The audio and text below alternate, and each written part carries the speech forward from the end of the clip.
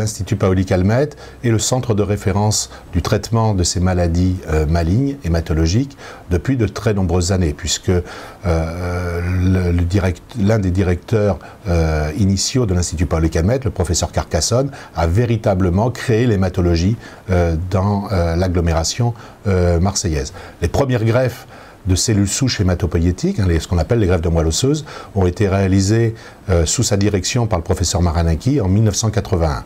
Donc en effet, ce n'est pas une aventure récente. Depuis, la taille du département d'hématologie et du programme d'hématologie a augmenté de façon très régulière, puisque nous sommes véritablement un centre de traitement, comme je le disais, de référence et de recours pour des patients qui, malheureusement, n'ont pas pu ou n'ont pas répondu aux meilleurs traitements qui auraient pu leur être donnés auparavant. Vu la croissance de l'activité que nous avons, vu les besoins qui existent, nous avons décidé qu'il était important de pouvoir dédier un bâtiment qui se mettrait à des normes qui sont les plus sophistiquées possibles, afin de pouvoir permettre aux patients de bénéficier d'un certain nombre d'atouts.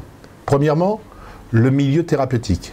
Dans un bâtiment unique où toute l'hématologie sera rassemblée, on pourra être sûr que la prise en charge spécifique de ce type de pathologie, et je pense notamment aux leucémies aiguës ou de thérapeutique, et je pense notamment aux greffes de moelle osseuse, pourra être exercée dans les meilleures conditions possibles.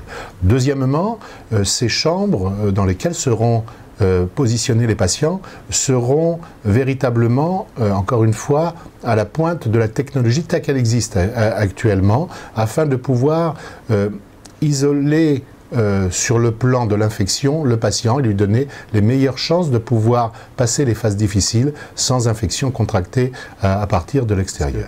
Je pense que la notion de temps dans le traitement des patients qui ont ce type de pathologie est extrêmement cruciale. Donc l'innovation basée sur les avancées de la recherche est extrêmement importante. Et ce bâtiment nous permettra notamment de pouvoir disposer d'un bâtiment de thérapie cellulaire tout à fait récent, aux normes les plus importantes, qui nous permettra de réaliser des thérapeutiques qu'on ne pourrait pas réaliser ailleurs et si on n'avait pas ces normes-là. Et deuxièmement, d'avoir une continuité sur certains aspects avec les aspects de recherche éventuellement les plus fondamentaux.